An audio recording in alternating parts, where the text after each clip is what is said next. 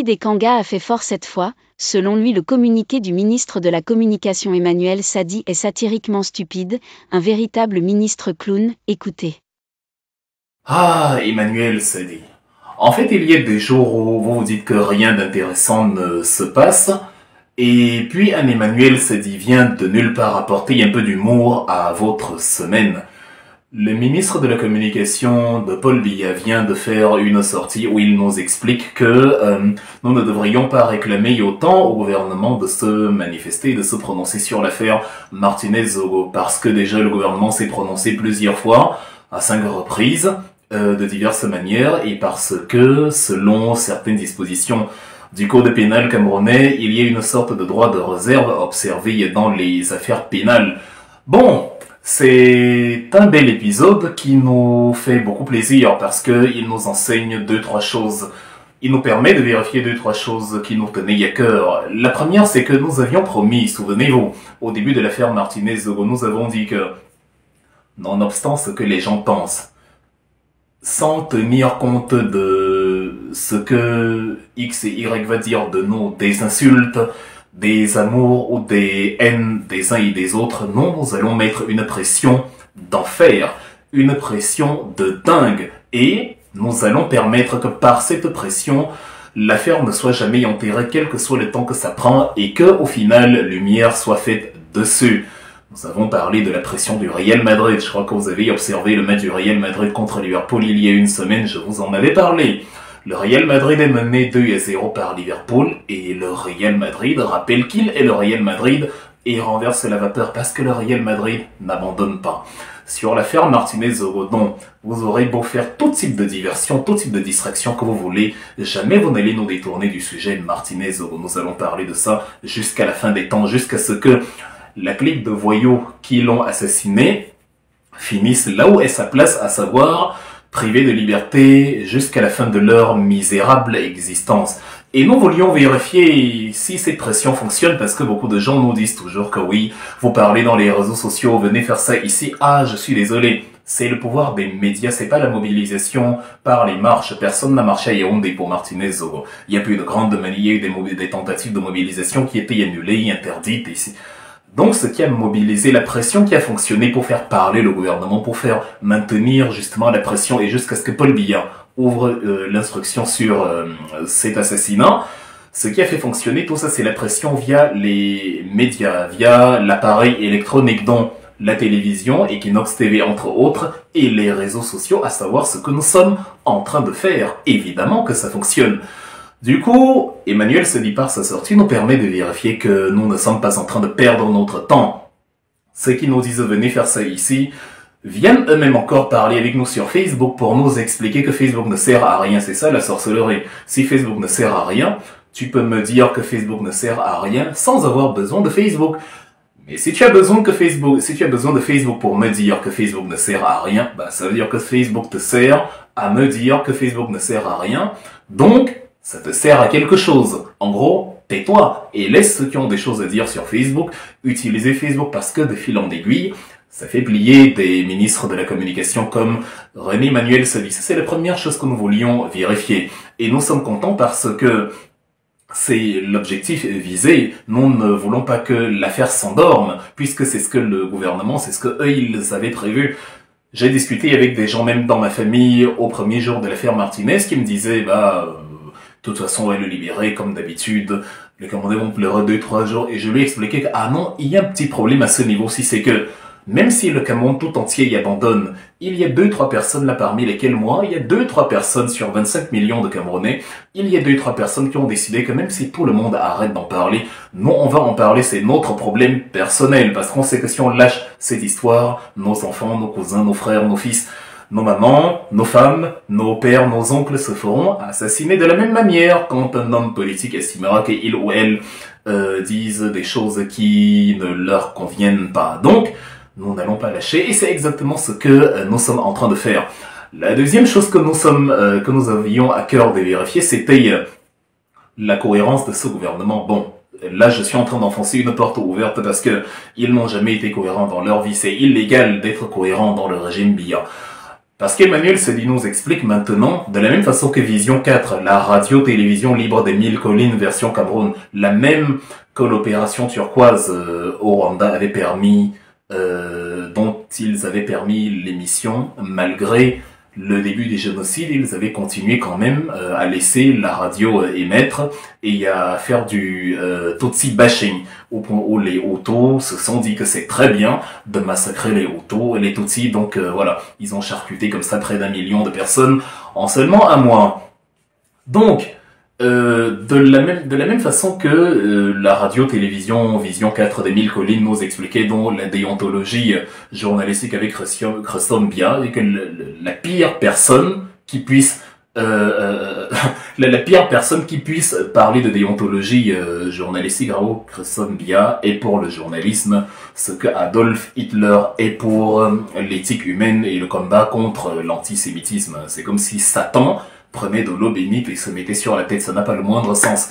Donc, Emmanuel se dit aussi dans le même sillage, nous explique qu'il faut avoir de la retenue, de la maîtrise de soi. Il a oublié, ce cher monsieur, que lorsqu'ils ont arrêté les opposants politiques, lui et son collègue, lui et son compère Atanganji, qui était d'ailleurs très agité à l'époque, ce qui contraste avec son calme inouï sur l'affaire Amogo Belinga, il nous expliquait que voilà, ces gens-là vont faire face à la rigueur de la loi, on a porté plainte contre X, celui qui marche avec les œufs ne cherche pas la bagarre, on a eu tout type de proverbes pour eux expliquer que voilà, c'est moi qui ai les yeux les plus gros. Et maintenant, subitement, parce qu'un de leurs collègues, un de leurs amis, parce que c'est un gang, comme on vous dit tous les jours que c'est un gang de malfrats, il y a des malfrats à l'intérieur, c'est-à-dire ceux même qui, avec Amour Belinga et consorts, participent à la prévarication ou à la manipulation politique et à toute la criminalité qui est autour, dont Laurent Esso, Louis-Paul Motazé et consorts. Il y a maintenant des gens à côté des criminels qui, à défaut de soutenir les criminels, vous disent de vous taire pour ne pas dénoncer les criminels. Il y a donc parmi ceux-là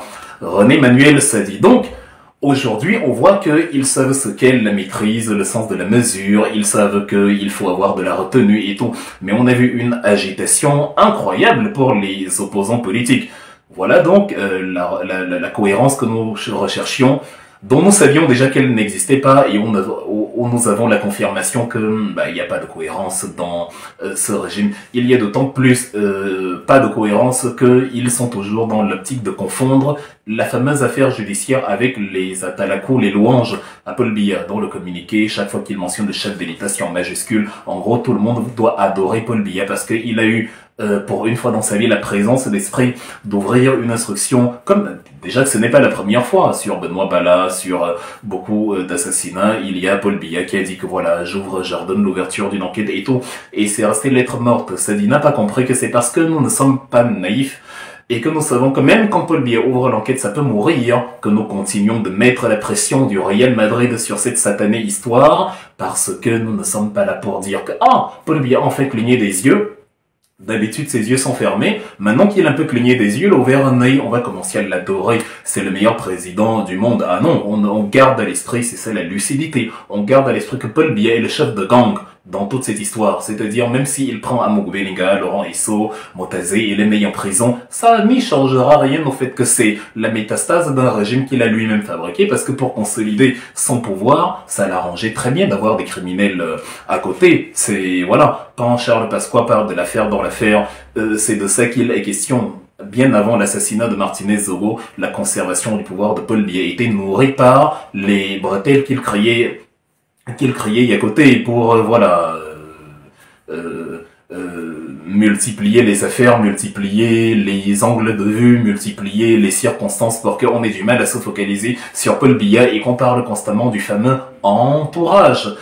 Donc, nous sommes donc dans cette optique-là où la cohérence, il n'y a pas la crédibilité de ce régime, en fait, le temps qui passe met à nu ce que nous disions depuis le début. Il n'y a pas de crédibilité, il n'y a pas de solidité, il n'y a rien dedans. Donc Emmanuel Sadi a oublié que lorsque l'affaire a éclaté, pendant qu'on attendait qu'il communique, il ne communiquait pas. Maintenant, il se plaint qu'il y a une certaine opinion qui, demande que le gouvernement communique. Mais c'est parce que non seulement vous ne communiquez pas quand il faut, mais même quand vous communiquez de manière totalement hors sujet, à tort et à travers, de manière idiote même.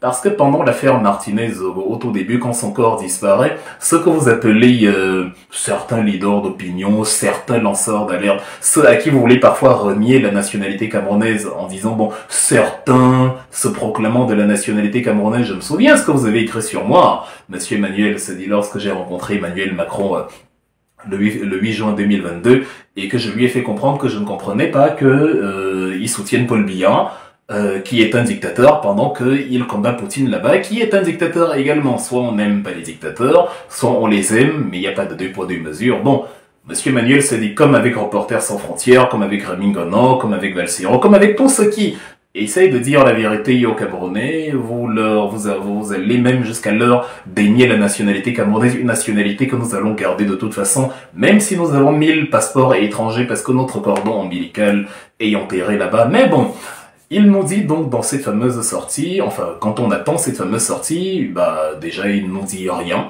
pendant que les lanceurs d'alerte sont en train de dire qu'il a été enlevé et qu'il est très probablement assassiné. Il y a 5 jours qui s'écoulent où Emmanuel Sadi ne dit rien du tout. Et lorsqu'il fait un communiqué quelques temps plus tard, 3 jours plus tard, il dit que bon, nous sommes, voilà, on ordonne une recherche et tout. Mais au demeurant, il faut préciser que le journalisme se pratique de telle ou telle manière. Donc, en gros, si vous retrouvez Martinez assassiné, bon, sachez qu'il l'a bien cherché, hein. Et tout ça parce que Emmanuel Sadi sait que on a assassiné Martinez, mais il faut préparer les esprits de manière totalement absurde en leur mettant dans la tête que, en fait, si on vous viole, c'est parce que vous étiez en mini-jupe. Donc voilà, le ministre de la communication du Cameroun, il a oublié que quand il fallait donc communiquer le jour même et mettre la pression et mettre tous les organes de l'État à contribution pour rechercher un Camerounais enlevé, disparu, avec la complicité d'ailleurs des services de l'État, la DGRE. Quand il fallait faire tout ça, il n'a rien fait. Et quand il fallait parler, il a fait preuve d'une bêtise monumentale, c'est-à-dire plutôt se ranger du côté de ceux qui ont assassiné Martinez, au lieu de se ranger du côté de Martinez. Il a préféré dire que c'est Martinez de par sa pratique brutale du journalisme qui a cherché lui-même son assassinat. En fait, un vrai commentaire de quartier. Donc voilà, et dans la foulée, quand il parle, c'est comme aujourd'hui, soit pour faire les louanges de Paul Biya, soit pour se plaindre que ceux qui parlent sur Facebook dans les réseaux sociaux veulent mener l'enquête à la place de... Non, Monsieur Emmanuel Sadi, vous savez que c'est Emongo Belinga qui a tué Martinez. Vous savez que tout le gang, Justin Benway, Eco, vous savez que tous ceux qui sont au CED actuellement sont impliqués, évidemment. Ce n'est un secret pour personne. C'est la sorcellerie qui vous fait faire la langue de bois et entraîner les Camerounais dans la langue de bois, vous le savez très bien. Ça aurait été des opposants politiques, ils auraient déjà eu leurs 20 ans. Actuellement, quand on prend Bibou Nissab dans la maison, on l'arrête, on l'enferme, on lui met 7 ans. Jusqu'aujourd'hui, on ne sait pas exactement ce qui lui est reproché. On a des phrases génériques totalement stupides du type sédition, je sais pas, tentative de déstabilisation, hostilité contre la patrie. Non mais sérieux, qui y croit? Même vous qui avez écrit ça, vous n'y croyez pas. C'est d'une débilité énorme. Mais ça servait pour effrayer les Camerounais, les empêcher de descendre dans la rue. Donc vous avez pris quelqu'un comme ça, comme les têtes de ceux qu'on coupait à l'époque de la colonisation, pour empêcher les gens de se lever contre la France. Et vous avez donc pris le pauvre Bibou Nissak, un père de famille dont les enfants étaient encore tout jeunes, qui venait à peine de se marier, vous l'avez privé comme ça de son bonheur, vous l'avez mis là-bas 7 ans, en nous expliquant que non, l'État dispose d'éléments que le public n'a pas, et c'est pour ça qu'ils ont été arrêtés, donc voilà, ils sont condamnés parce que, selon les éléments en possession de l'État, voilà. Mais curieusement, là, les éléments sont tellement flagrants que même le peuple dispose de ces éléments-là. Même le peuple sait qui, quoi, qui, comment. On a même des aveux des gens qui ont assassiné Martinez, Justin Danoué, Eton Ditsoé et consorts, des gens qui disent oui, c'était nous, oui, c'était nous. On a tué Essiamongo Belinga et c'est, voilà, et sa petite clique, son triumvirat de criminels qui nous ont donné l'ordre, voilà, d'assassiner Martinez. Mais vous nous expliquez que non, il faut laisser l'enquête suivre son cours, vous n'avez pas d'éléments. Mais si ça, c'est pas des éléments, c'est quoi les éléments? Comparez cela avec l'affaire Bibou Nissak et expliquez-nous pourquoi Bibou Nissak est en prison alors qu'on a 1000 fois moins d'éléments sur Bibou Nissak que sur l'affaire Amogo Belinga. Donc, cher Emmanuel Sadi, la nature horreur du vide. Vous ne communiquez pas, nous allons communiquer. vous communiquez mal, nous allons vous remettre sur le droit chemin et enlever de votre tête que nous allons nous taire et arrêter de parler de l'affaire Martinez-Zogo. Je n'ai pas fait beaucoup de vidéos ces derniers temps. Maintenant, ce que vous venez de faire m'incite à en faire encore davantage, malgré les multiples occupations que je peux avoir et qui ne me laissent pas toujours le temps. Mais vous nous permettez de comprendre que notre parole vous dérange, notre parole vous met mal à l'aise. Et je m'excuse auprès de vous parce que j'ai exactement l'intention de faire avec tous les autres ce qui vous met mal à l'aise. Donc d'avance, pardonnez-nous. Nous avons commencé à parler pour vous mettre mal à l'aise.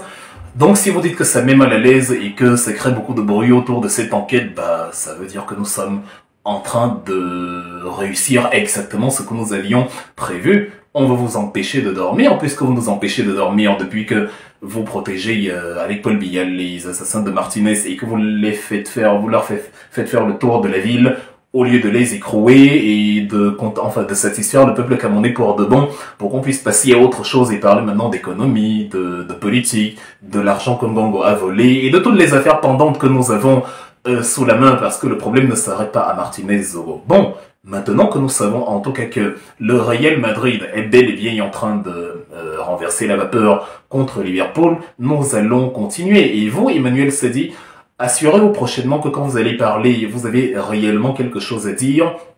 Et assurez-vous que quand il faut parler, vous parlez.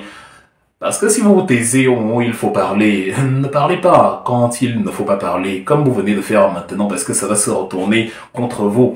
Et ceux qui souhaitent d'une façon ou d'une autre, de manière en interne, parce qu'on sait que même chez vous au gouvernement, beaucoup de gens souhaitent que l'affaire soit étouffée, que leur ami, le soi-disant opérateur économique, un blanchisseur, un cannibale, un malfrat, un milliardaire en argent public, ceux qui souhaitent que ce soi-disant homme d'affaires, cet opérateur économique mondial, soit libéré un jour. Je vous souhaite bonne chance. Le peuple camerounais n'acceptera pas ça. Et si vous pensez que, bon, nous ne sommes pas le peuple camerounais, bon, vous allez finalement, vous vous rendez compte vous-même que finalement, nous sommes le peuple camerounais, parce que le peuple camerounais vous demande ce que nous, on vous demande. La seule différence, c'est qu'ils ne parlent pas. Certains sont au pays, en cours un danger d'être arrêtés, d'être brutalisés par votre régime violent, brutal, qui n'aime pas les gens qui s'expriment, qui veut mettre tout le monde en prison, qui critique Paul Biya. Bon, nous parlons donc pour eux, parce que la justice que nous crions est la justice que eux, ils pleurent au fond d'eux-mêmes. Donc,